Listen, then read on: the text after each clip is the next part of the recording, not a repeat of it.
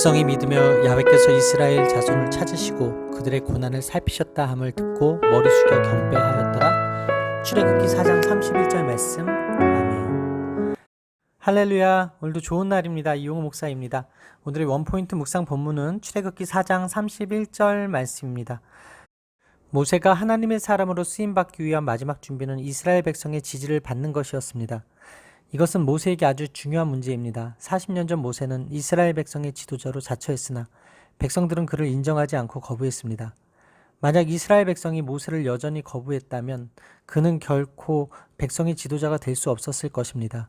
그러나 하나님은 사명자의 앞길을 세심하게 인도하시며 격려하십니다. 모세는 이스라엘 백성이 믿지 않을 것이라고 했는데 그들은 모세와 아론의 말과 기적을 보고 믿었습니다. 그들은 모세와 아론을 통해 열조의 하나님이 모세를 구원자로 보내주셨으며 애굽에서 불러내 약속의 땅으로 인도하실 것을 믿고 머리 숙여 경배했습니다. 이를 통해 이스라엘은 모세의 리더십을 수락합니다.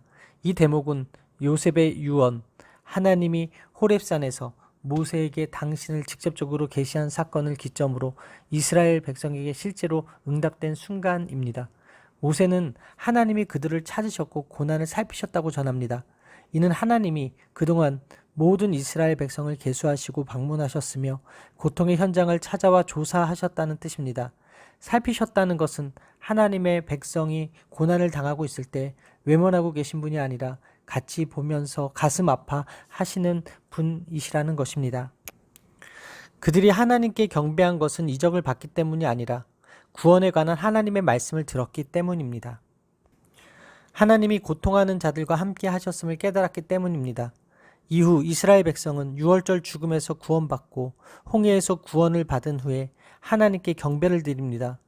구원의 말씀과 성취 앞에 우리는 하나님께 경배합니다. 따라서 오늘의 원포인트 메시지는 경배하는 공동체입니다. 오늘의 삶의 적용 포인트는 오늘도 신앙 공동체 안에 속해 하나님만 경배하겠습니다 입니다. 과거 이스라엘 백성은 모세에게 등을 돌렸습니다. 그들은 동족에 대한 모세의 애정과 열심을 오히려 무시했습니다. 그런데 이제는 모세의 말을 신뢰하고 그를 환영하고 있습니다. 어떻게 이러한 변화가 가능했을까요? 하나님이 모세를 위해 그들의 마음을 준비시키셨기 때문입니다. 사도 베드로가 감옥에 갇히자 성도들은 마가의 다락방에서 그를 위해 간절히 기도하고 있었고 하나님이 그들의 기도를 들으시고 천사를 보내 베드로를 구해주셨습니다. 공동체는 이렇게 같은 비전을 품고 동일한 은혜를 나누며 함께 해야 합니다.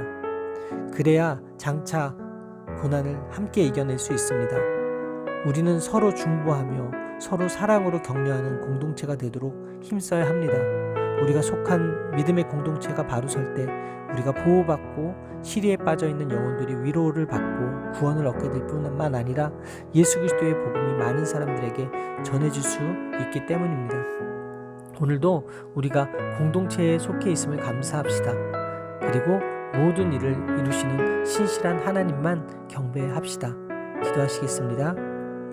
모세를 위해 아론을 준비시키시고 공동체의 마음을 어루만지심으로 하나님의 지도자로 세워주신 하나님이 그분의 일꾼에게 요구하시는 것은 온전한 순종임을 깨닫습니다.